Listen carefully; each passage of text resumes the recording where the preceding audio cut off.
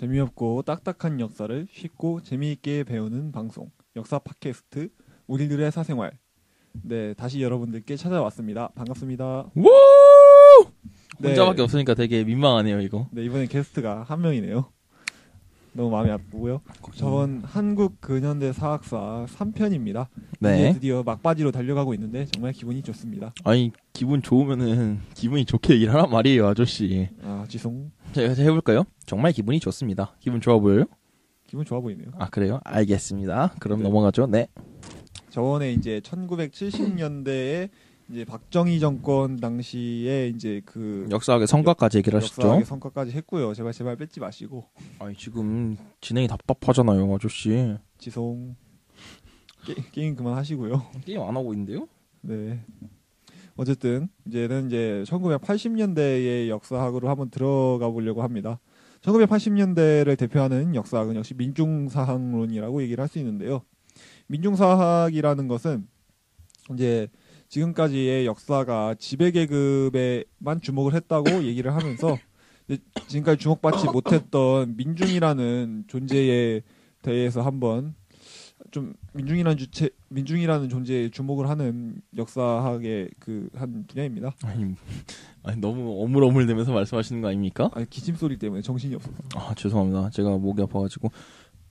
네, 그래가지고 네. 이런 민중사학론이 나오게 된 배경은 이제 당시에 있었던 민주화 운동 그리고 뭐 민중 운동들이 있었고 역시 1980년 5월 18일부터 27일까지였나 있었던 역시 광주 민주항쟁이 엄청나게 큰 영향을 끼쳤다고 할 수 있을 겁니다. 아 네. 광주 민주항쟁 이후로 굉장히 사회 변혁 운동이 거세지는데 이 민중사학론이 이론적 기초를 제공을 했어요. 근데 이게 민중 상론 때문에 그 사회 운동이 거세지기 시작한 거예요? 아니면 사회 운동이 거세지기 시작하니까 그걸 뒷받침하기 위해서 이게 생긴 거예요? 전후 관계가 사회 운동이 거세지면서 민중사학론이 나오는 거죠. 그리고 이제 그게 또 그 거세진 사회 운동을 다시 뒷받침하고. 네, 그렇죠. 아, 기침 좀 그만하시고. 아니 기침은 사람이 하고 싶어서 하는 게 아니에요. 하여튼데. 그래서 사회 구성과 모순을 해결하는 주체로서의 민중을 상정을 합니다. 노동자 농민으로 이루어진. 그러니까 역사의 주체가 민중이라는 거죠. 지배계급이 아니라. 그렇죠. 맞는 말. 그래서 이 민중사학론을 기반으로 해서 나온 책이 한국사 신론이라는 책인데 철저하게 지배계급의 변천으로 파악합니다. 한국사를. 지배급 변천이요? 민중계급이 아니라? 민중은 변함이 없거든요. 아... 항상 지배를 당하는데. 근데 이 민중사학론은 또 역시 비판을 받습니다. 비판을 왜 받냐면은 단일하고 구조화된 민중상이거든요. 네. 그러니까 민중들은 항상 탄압받고 억압받고 배제당하는 존재입니다. 이와 동시에 투쟁하는 존재인데 과연 민중들이 항상 투쟁만 하는 존재인가는 의문이죠. 친일파들은 민중이 아닌가 봐요? 그러니까요. 그게 문제인 거예요. 일제강점기에도 저항하지 않고 순응한 민중들이 있고 독재 정권에도 순응한 민중들이 있고 항상 투쟁하지 않고 순응하는 민중들이 있음에도 불구하고 민중은 언제나 투쟁하는 존재다. 되게 안일하게 민중을 되게 평면적으로만 쳐다봤네요. 그렇죠. 되게 다면적인 성격의 민중인데 그걸 무시한 게 1980년대 민중사학론인데 어쩔 수 없었어요. 지금까지 저희가 까지 않은 사학론이 박은식 씨 말고 또 있었나요? 박은식 역사학은 이제 관념적이라고 깠죠. 아 맞아. 안 깐 게 없네요. 네, 그렇게 비판하면서 발전하는 거니까. 그죠. 근데 발전을 한 것 같지도 않아가지고 지금 약간 발전한 겁니다. 한 거 맞아요. 민중사학론은 어쨌든 역사학의 새로운 패러다임을 제시했고 그 사회 하층인 민중에 대해 주목하는 관점은 지금도 되게 많이 쓰이고 있습니다. 그래서 역사는 지금은 지배계급의 역사에서 좀 탈피하려고 되게 많이 노력을 하고 있어요. 그죠. 그 사실 고질병 아니었습니까? 지배계급에만 그 집중한 거? 고질병이라고 하긴 힘들죠. 왜냐하면 역사학은 사료를 바탕으로 하는 건데 사료가 다 지배계급에 의해서 쓰여지는 거니까. 그죠. 김국중 일기는 없고 승정원 일기 있으니까요. 일기를 안 쓰시니까 그렇죠. 그럼. 나 일기 쓰면은 출판해 줄 거예요? 아니요. 아니요. 하여튼 넘어가시죠. 그래서 이제 1990년대에 그 유명한 식민지 근대화론이 이제 등장을 합니다. 이 배경에는 자본주의가 성장하고 1991년 크리스마스 때 사회주의의 대표 국가였던 소비에트 사회주의 공화국 연방이 붕괴를 하면서 아 크리스마스 문화였어요? 크리스마스 선물이에요 별명이. 오.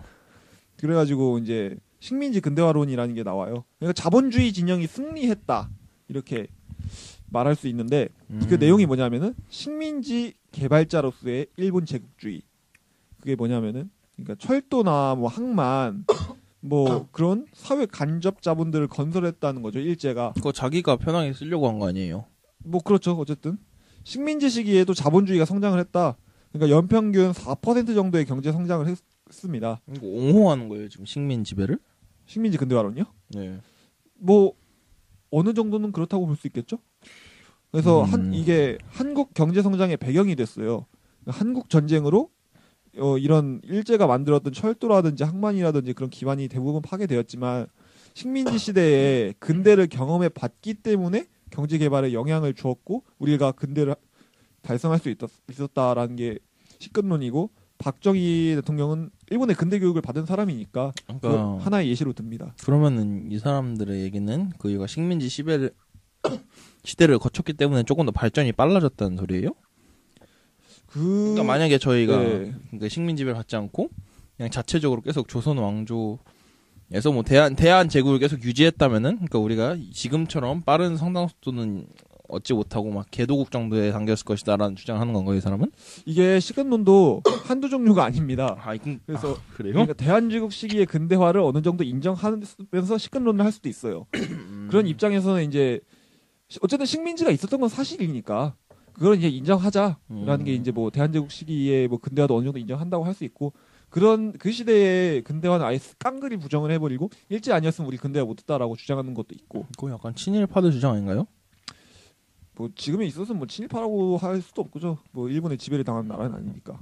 근데 어쨌든 그런가? 하여튼 이 식민지 근대화론에 이게 두 종류가 있어요. 이게 식민지 근대화론이 있고 식민지 수혜론이 있거든요.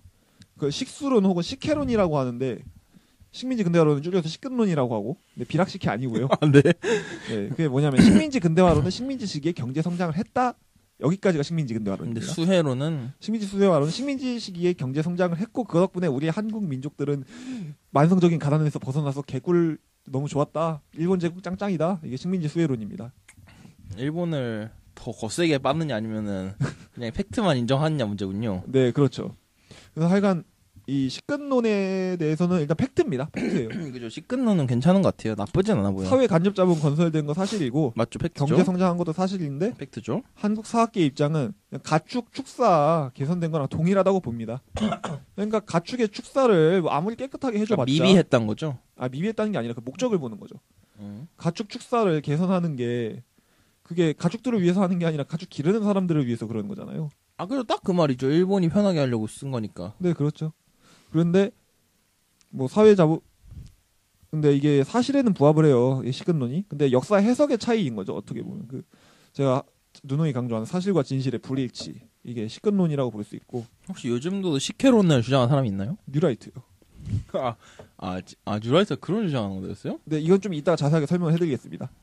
그래서 의의가 있어요. 식근론에. 일제강점기에 대한 새로운 견해를 제시했습니다. 그러니까 네. 예전에는 일제강점기는 그저 수탈당하기만 하는 시대라고 그러니까 얘기를 해버리고 오로지 끝냈어요. 마이너스만 있던 시대였다고 생각을 했는데 그 식근론으로 의해서 플러스도 있긴 있었다 이런 느낌? 뭐 그런 느낌이죠. 그러니까 일제강점기도 아까 민중사학론 얘기했던 것처럼 단면적인 게 아니라 다면적이라는 거예요. 일제강점기의 모습이. 이쪽이 조금 더 나은 것 같기도 하고 민중사학보다는. 근데 일단 식민지 근대화론에 대한 비판은 근대를 너무 협소하게 인식을 합니다.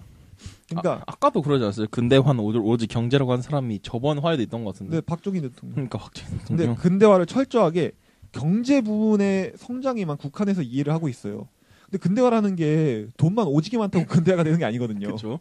정치, 사회, 문화 등의 총체적 변화가 근대화인데 이 부분은 배제하고 있습니다. 그래서 이게 문제인데 예를 들어서 1944년까지 조선인들한테는 투표권이 없었어요. 아 진짜요? 네. 차티스 운동이 1838년인가 이러는데 아직도 없다는 말이에요 지금? 조선에는? 조선은 없죠. 그러니까 조선인들은 정치에 있어서는 전혀 근대화되지 않았다라는 거죠. 문화에 있어서도 마찬가지입니다. 뭐 특별히 문화가 많이 바뀌지 않았어요. 조선시대의 모습들이 굉장히 많이 유지가 됩니다. 사고방식부터 의식주. 아직도 막 민화 그리고 제기차고 그러고 있나요? 민화는 모르겠네. 제기차긴 했죠. 어쨌든 그죠? 뭐 사회도 그렇고 여전히 양반과 상놈이라는 그런 계급이 비록 실제로 명목상으로는 없을지언정 실제로는 존재하는데 면장도 계셨잖아요. 면장님도. 아이 그건 좀 다른 건가? 양반 취급받지 않았어요? 면장은 상관없는 거예요. 아 그래요?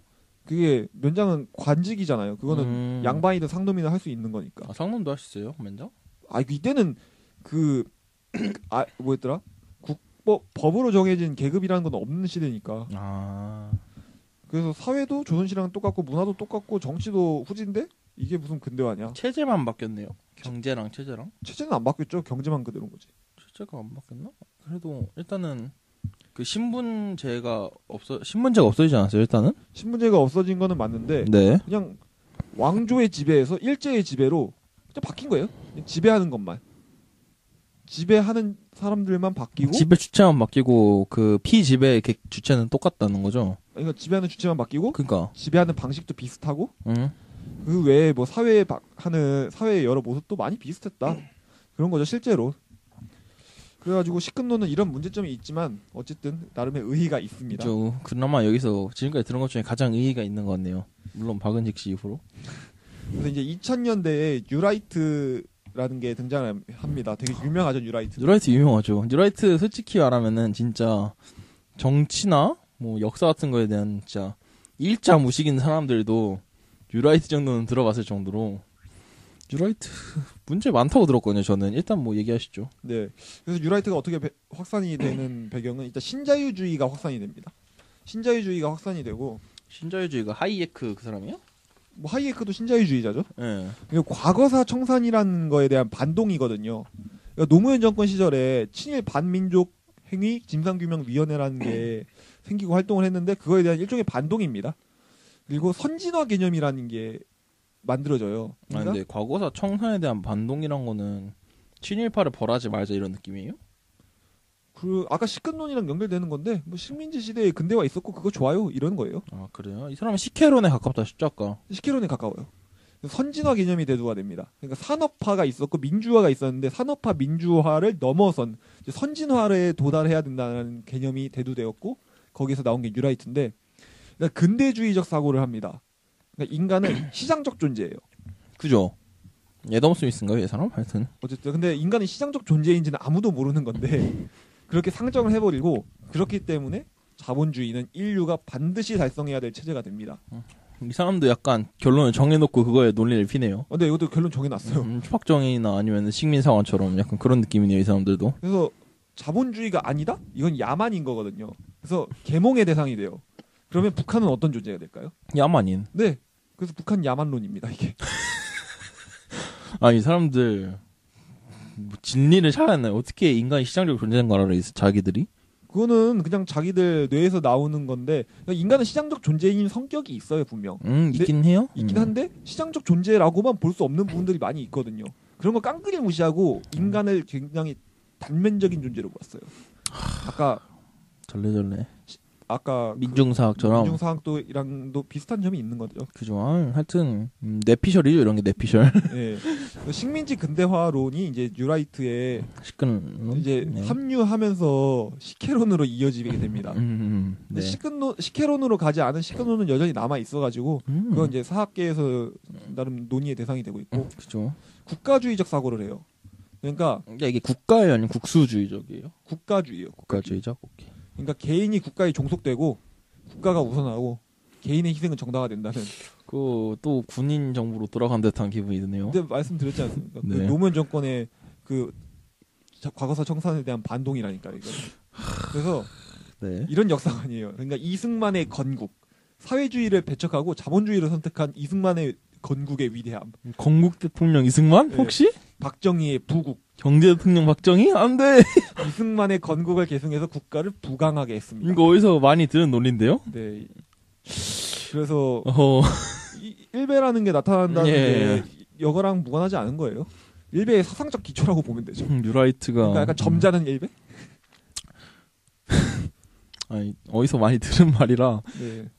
웃음만 나오네요. 굉장히. 네. 네. 근데 이게 되게 모순되는 게 박정희는 5.16 쿠데타를 일으켰을 때 그죠? 4.19를 의거라고 했거든요. 의로운 한 거. 의거. 그러니까 의사라고 부르는 것처럼. 네. 그러니까 이봉창 씨 의거 이런 것처럼. 박정희는 불의에 항거한 4.19 의거라고 했어요. 혁명은 아닙니다. 4.19가 예. 박정희한테 있어서. 아 그래요? 혁명 아니에요? 혁명은 5.16이 혁명인 거죠. 아 오케이. 근데 그러니까 어쨌든 이승만은 불의인 거예요. 불의.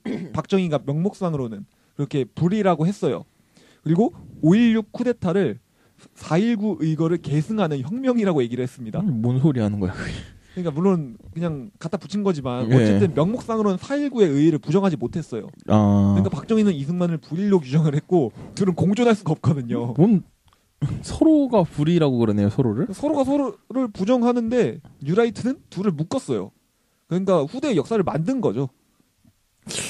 굉장히 창의력이 돋보이는 분들이네요. 아니 어떻게 아니, 지금 답이 안 나오거든요. 모순된 걸 합쳐놓은 거 아니에요 지금? 그런 거예요. 그러니까 시작부터 모순이죠. 그냥 부조화 덩어리네. 그래가지고 제가 네. 이런 말 하는 사람들한테는 이렇게 얘기를 해요. 한 명만 빨라고. 아니 하나만 빨라고 제발. 낄낄낄. 그래서 서로가 서로를 부정하는데 둘 다 빨고 있으면은 참 웃기죠. 둘 다 빨고 있다는 거 자체가 약간 무지의 산물 아닌가요? 네, 무지의 산물입니다. 그래서 뉴라이트에 대한 비판 중에서 일단 뉴라이트 하는 사람들이 역사 전공자가 없어요. 거의. 아 일단 뉴라이트 비판 너 말할 것 같으니까 뉴라이트의 의의부터 한번 알려주세요. 이 의의는 있긴 한가요? 뉴라이트의 의의는 역사 해석의 다원화. 그냥 새로운 견해를 제시했다 정도. 그 이상은 없습니다. 아 그러니까 역시 참신하다 정도입니다. 참신하다. 참신하지만 유용성은 떨어진다. 참신한 개소리. 학문으로서의 가치도 없다. 네. 그래서 승리사관이라고 해요. 뉴라이트는. 그러니까 성공한 국가, 성공한 역사라는 게 승리사관인데 역사에 있어서 승리나 패배라는 거는 사실 있기가 힘들어요. 그렇죠. 전쟁도 역사는 계속 아닌데. 이어지는데. 네. 그러니까 그럼에도 불구하고 승리가 있다라는 건 목적론적인 사고 방식이거든요. 네. 그래서 과정을 무시해요. 에? 그러니까 성공만 하고 성공한 국가, 성공한 역사가 되면 되는 거예요. 성공을 하면 되니까. 역사에서 그 과정을 빼면 뭐가 남나요 대체? 그러니까요. 과정을 무시해버리니까 민중은 완전 배제되는 거죠. 또 그게 아까 얘기했던 국가 중심적 사고예요. 이것도 사학으로 쳐요? 안 쳐요 사실. 그렇죠. 그래서 사료에 대한 엄밀한 연구가 전혀 없고 해석자의 주관이 너무 개입됩니다. 굉장히 퇴화했네요. 네, 지금 퇴화. 고증학 전으로 돌아갔는데요. 청나라 전이네요 지금. 네. 그게 왜 그러냐면 정치랑 연결되었기 때문이죠. 지난주 시작부터가 이미 정치 논리랑 연관이 되어 있는 애들인데. 그죠, 저희 건국 대통령이랑 네. 경제 대통령. 그래서 민족에 대한 문제도 있습니다. 민족이 논란의 대상이에요. 민족이 있느냐 없느냐. 뭐 이것부터 시작을 해서 민족이 뭐 옛날에도 있었나, 뭐 근대에 만들어진 개념이냐. 수많은 논란이 있지만 그럼에도 불구하고 우리한테 한민족이라는 정체성은 존재합니다. 그렇죠? 맞아요, 저희는 한민족이죠. 그래서 그거 엄연히 존재하는 이상 그걸 어느 정도 인정을 하고 들어가야 되는데 국가 중심 사관은 개인이 가지고 있는 민족적 정체성을 완전히 간과를 해버려요. 그러니까 이게 뉴라이트에 대한 비판이죠. 네. 그러다 보니까 민족주의를 완전히 배제했기 때문에 일본에 대해서 비교적 긍정적으로 볼 수 있게 되는 겁니다. 그죠. 민족주의에 경도됐으면은 일본이 잘했든 못했든 다른 민족이니까 안 되지만 민족주의를 완전히 버려버리니까 일본이 지배를 했더라도 우리가 발전했으니까 됐다. 이렇게 되는 거죠. 정말 참신한 관점은 맞네요, 확실히. 네, 그런 의미에서는 좀 민족주의에 경도된 기존의 사학에서 벗어났다는 의의가 있어요. 그게 역사 해석의 다원화인데 네. 방금 말씀드렸던 것처럼 한민족의 정체성이 있어요, 우리는. 네. 그러니까 좀 그것도 인정을 하고 민족주의적 사관을 또 인정을 할 필요는 있는데 그걸 완전히 무시하고 그냥 국가주의적 사관만 그냥 쑤셔 넣는 되게 약간 파시스트적인 사관이라고도 얘기를 파시즘, 하시는데요. 네, 그러네요. 네, 그래가지고 그래서 뉴라이트들이 이제 뭐 아시다시피 뭐 교과서에도 손대려고 했어요. 걔네들이 애시당초 시작부터 하는지 근데 있지 않아요? 검정 교과서 뉴라이트께? 그거 채택이 안 돼가지고 사라졌죠. 안 돼. 아, 그래서 완전 파쇼인 거죠. 그죠, 파시스트들이네요, 그냥. 네, 그러니까 뭐 이승만 박정희 좋아하는 거겠죠. 뉴라이트 굉장히 지금 이렇게 들으니까 제가 그냥 약간 뭐라고 해야지, 약간 두루뭉실하게 문제 있다고 생각하는 집단이었는데 지금 보니까 그냥 답도 없는 집단이 됐는데요. 그렇죠. 아, 뉴라이트 근데 방금 말씀하셨죠. 전공전 뉴라이트 안 가는데 대체 누가 뉴라이트 가는 거예요? 근데 진짜 다양해요. 막 과학을 생물학, 뭐 조류학 이런 거 전공한 사람도 있고, 근데 뭐 정치 전공한 사람, 경제 전공한 사람, 뭐 군사에 전공한 사람, 경제 전공한 사람들이 많아요. 뭐 하는 데죠 대체? 아니 대체 무슨 단체예요 거기는? 단체라기보다는 출판사잖아요. 유라이트는 출판사가 아니죠. 아 그래요? 일종의 하나의 그룹. 그러니까 보수파, 진보파 이렇게 하듯이 유라이트파 이런 일군의 무리들이 있는데 재밌는 사람들입니다. 이 사람들 계속 출판하고 있는 거죠, 자기 논리를. 근데 아무래도 수가 좀 적다 보니까 영향력이 미비하긴 한데 그래도 계속 활동은 많이 합니다. 이 사람들한테 경도된 사람이 늘어났다간 큰일 나지 않아요, 우리나라? 많이 바뀌겠죠? 좋은 의미가 아닐 것 같은데. 많이 바뀌겠죠. 여러모로 많이 바뀌겠죠. 그리고 뭐 광복절, 건국절 논란도 있잖아요. 아시나요? 아니, 전 그거 잘 모릅니다. 건국절? 그러니까 광복은 알아요. 8월 15일. 1945년 8월 15일 날 우리가 광복을 했잖아요. 그죠. 근데 우리 대한민국 정부가 수립된 날이 1948년 8월 15일이거든요. 네. 그런데 원래 8월 15일을 그래서 그냥 광복절로 했어요. 그죠.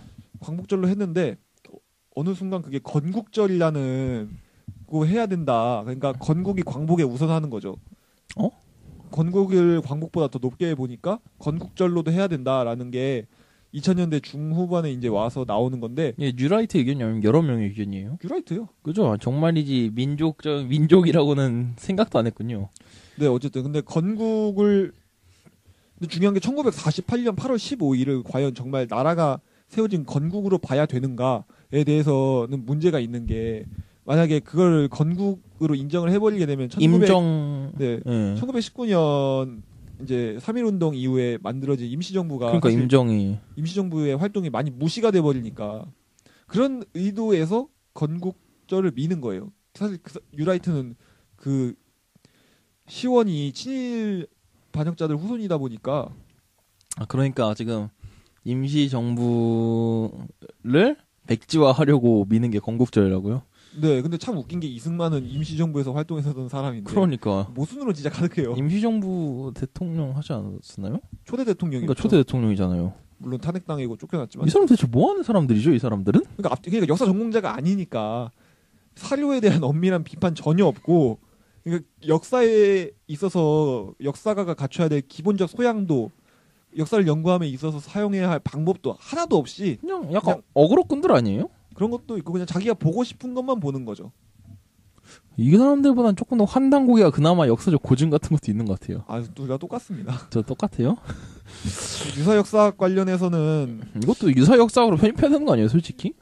유사역사 뭐 거의 스팀펑크 수준인데 내가 아는 역사가 아니에요. 스팀펑크예요, 거의. 근데 뉴라이트는 좀 문제가 많고 이게 뉴라이트랑 식근론이 구분이 제대로 안 돼요, 사실은. 그러다 보니까 식근론이 뉴라이트랑 똑같은 취급을 받아가지고 욕을 오지게 먹거든요. 식근론이. 안돼 식근론. 민중들한테. 안돼 식근론. 근데 식근론은 뉴라이트랑 엄연히 다르고. 그죠. 사학계에서 인정받습니다. 식근론은. 그죠. 식혜론이랑 식근론은 다르죠. 네. 그래서 둘을 엄격히 구분할 필요가 있고 유사 역사학 같은 경우에는 잠깐만 언급을 해볼게요. 여기 제가 따로 준비해 오진 않았는데 네. 유사 역사학은 보통 1970년대에 시작된 걸로 보아요. 네. 그때가 이제 박정희 집권하고 이제 민족주의 한창 막 강조되던 시절에 네. 군사 정권이랑 결탁해가지고 이제 시작이 된다고 보는데 시작이 환단곡이라는 책입니다. 환단곡이야 너무 좋아요. 이유립이라는 사람이 자신의 주장에 의하면은 이제 1900년대 초반에 자기의 스승으로부터 물려받은 4권의 책을 엮어서 만든 한민족의 시원을 밝히는 고대사 역사서라고 하는데 네. 실제로는 1970년대에 그냥 자기가 창작한 꿀잼 판타지 소설 아닌가요? 네, 그냥 소설에 가까운 책이고요. 네. 그러니까 그 내용은 간략하게 하자면은 기원전 한 7,000년 전. 네. 그러니까 지금으로 기원전 8,000년인가? 7,000년일걸요? 7,000년이네. 지금으로부터 9,000년 정도 전에 환국이라는 맞아. 나라가 세워져요. 네. 그래서 그게 환국이라는 나라가 마치 몽골 제국과 같이 어마어마하게 커다란 제국을 구가하다가 맞아. 이후에 한 몇천 년 뒤에 배달국으로 이제 좀 줄어들어요. 그러니까 환국이 나눠지거든요. 그 중에 하나가 배달국이고 그 배달의 민족 같은 건가요? 네, 그 배달의 민족이 거기서 나오는 거예요. 그러니까 배달의 민족은 아무런 역사적 근거가 없는 거죠.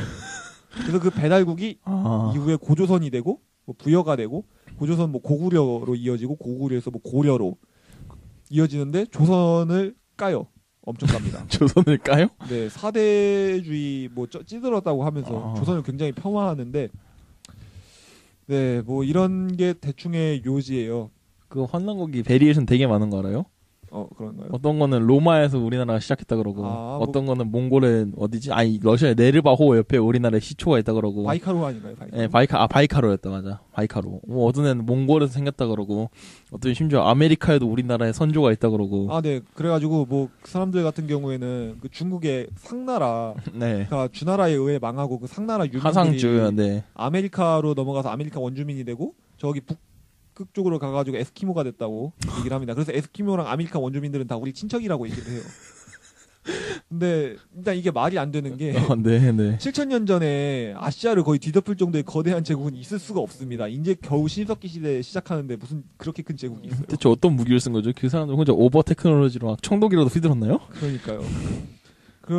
그리고 이 역사의 발전이라는 게 어느 정도 일관성은 있어요. 네. 국가가 발전하는데 조그만한 데서 시작을 해가지고 계속 커지는 과정이거든요. 네. 가령 신라의 발전 과정을 보자면은 그 경주에 있었던 조그만한 마을 6개가 모여 있었던 그쵸. 사로국에서 시작을 해가지고 주변에 있는 조그만한 소국들을 병합을 해서 경상도 일대를 장악한 신라가 되고 그 다음에 뭐 백제 고구려를 쳐가지고 통일신라 되고. 네, 그렇죠. 그러니까 마을 6개의 마을의 연합에서 시작을 해서 신라가 되는 거고 중국도 마찬가지입니다. 하나라 뭐 상나라 같은 고대의 국가들은 다 조그맸어요, 되게. 그게 크지 않고 왕국이 초가집입니다. 왕국이. 왕국이 초가집이요? 그때 기와집이 없어요. 그게 왕국이에요? 왕궁. 아 왕궁. 야. 네. 그러다가 이제 점점 커지는 과정을 겪는데 이런 세계사의 보편적 역사 발전 과정을 유사 역사학의 그 환국은 그대로 부정을 하는 거죠. 그렇죠.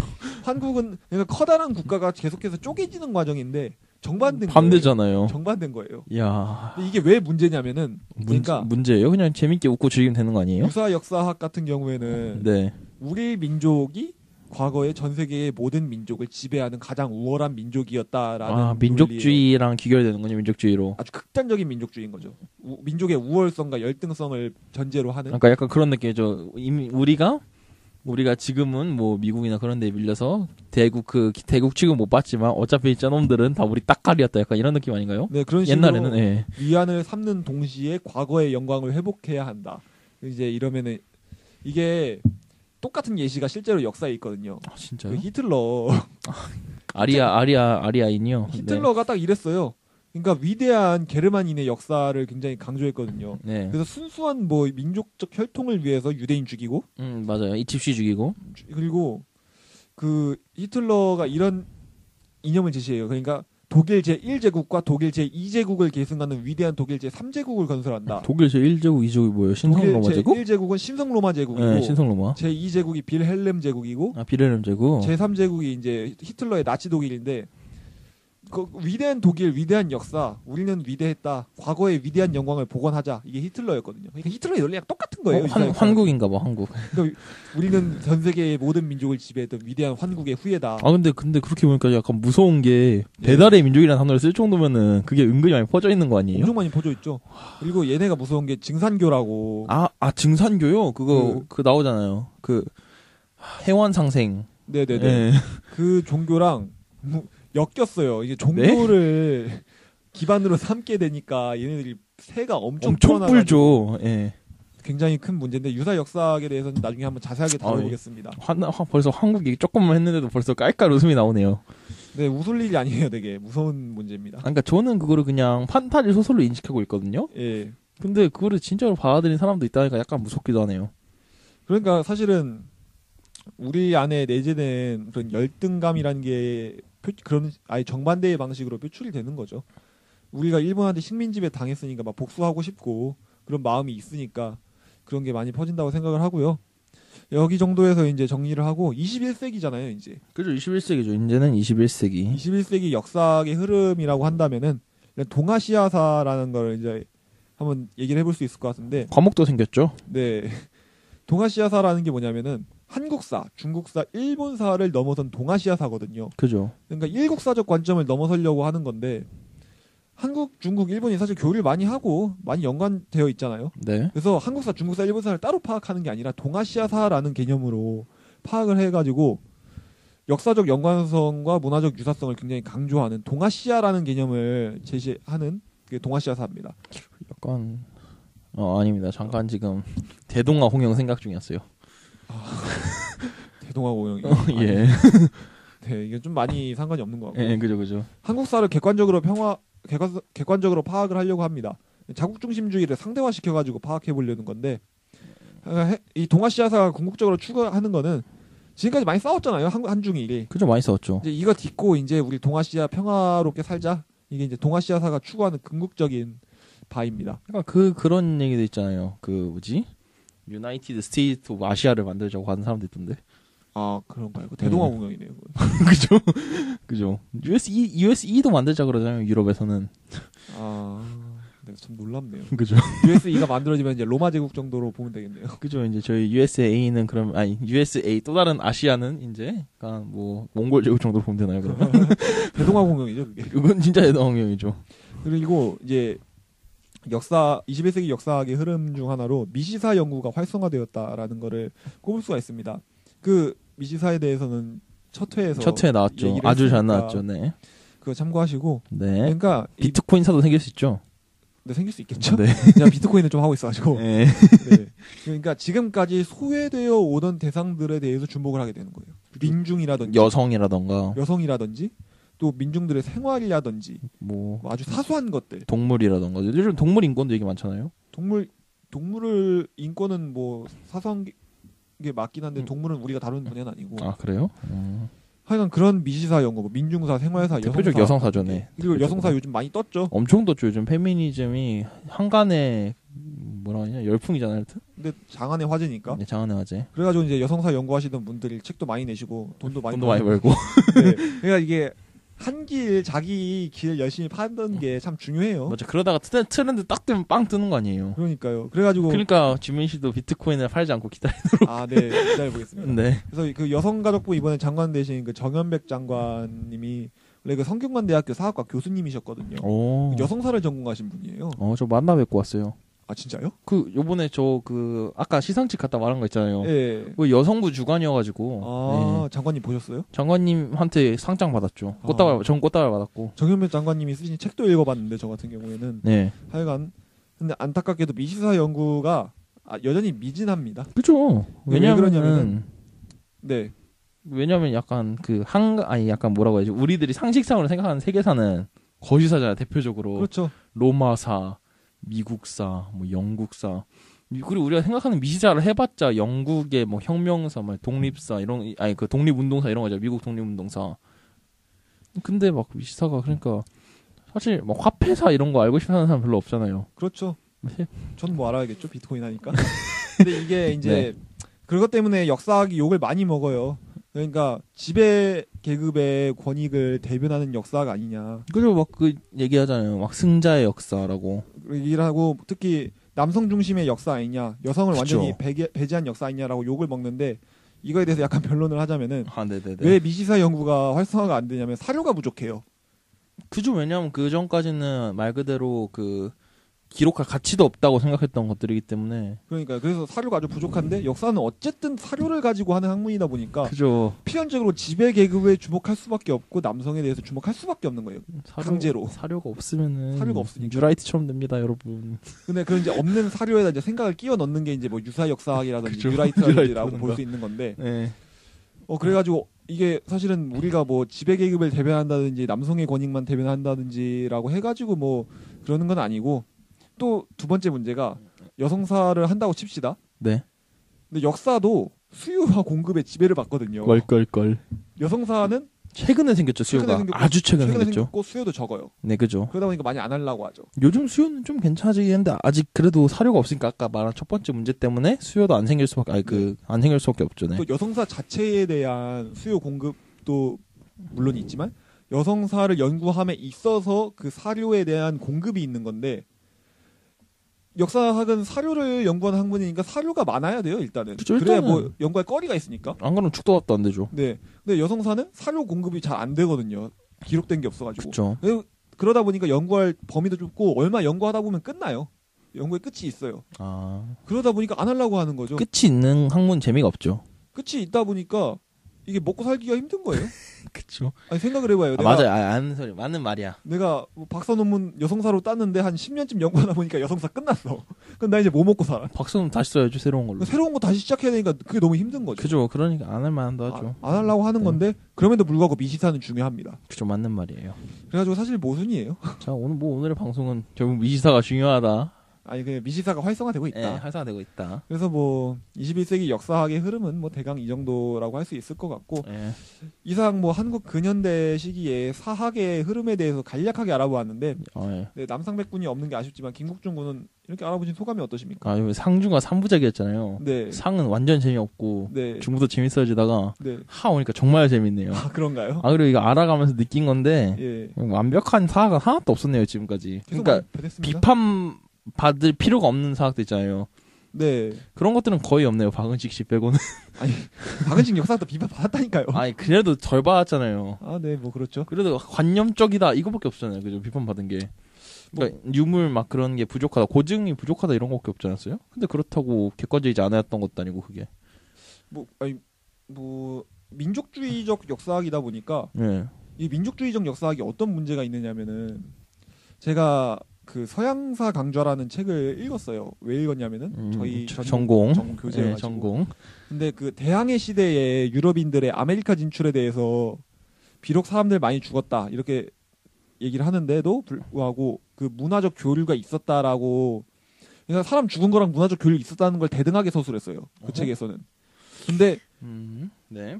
만약에 민족주의적인 거거든요. 이게 사실은 만약에 그 피해자가 우리 민족이었다고 한다면은 그렇게 문화적 교류를 극대적으로 표현했겠죠 피해를. 그러니까 피해를 극대화했을 텐데 그렇죠. 남의 일이니까 이렇게 그냥 남 일이니까 막 쓴 거거든요 사실은. 저희 그 부모님만 해도 저희가 말티즈 키우거든요. 그러니까 네. 뉴스에서 개를 학대했다고 하면 화가 900 정도 나는데 말티즈 학대했다고 하면 화가 1000 정도 난다 그러더라고요. 그렇죠. 그러니까 약간 그런 느낌이죠. 그러니까 내 민족의 문제에는 민감한데 남의 민족의 문제에 대해서는 민감하지 않은 내로남불의 문제가 발생해요. 분명히. 약간 소말리아 해적단은 잡혀가 어머 어떡해지만 우리나라 사람 잡혀가 너무 어떡해 이런 느낌이잖아요. 약간. 네, 그렇죠.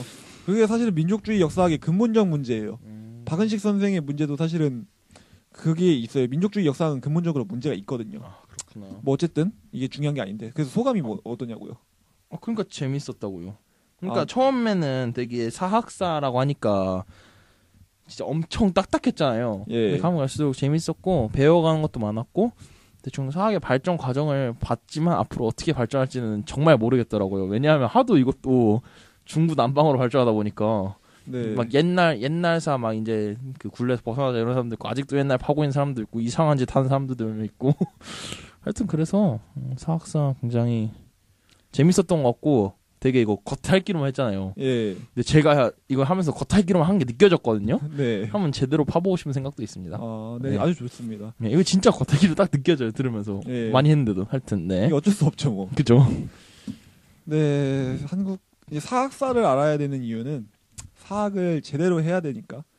그죠. 당연한 말씀하시네요. 당연한데 네. 사학사를 사실 제대로 안 하면서 이 역사를 한다고 하는 사람들도 있어요. 모순 덩어리 아닌가요? 유라이트네 유라이트. 네, 대표적으로 유라이. 네. 네, 사학사 혹은 역사 철학에 대해서 올바르게 이해를 해야만이 진짜 제대로 된 역사학을 할 수 있다. 그렇기 때문에 이 방송에 들어감에 있어서 근현대 사학사 한번 훑어본 거였습니다. 네, 훌륭했어요. 저는 나쁘지 않은 선택이었다고 생각합니다. 네, 그래서 이제 이 방송 들으셨던 분들이 좀 더 많은 사학사에 대한 관심을 가졌으면 좋겠고요. 네, 재미없고 딱딱한 역사를 쉽고 재미있게 배우는 역사, 우리들의 사생활, 한국 근현대 사학사는 이렇게 마치도록 하겠습니다. 감사합니다. 수고하셨습니다.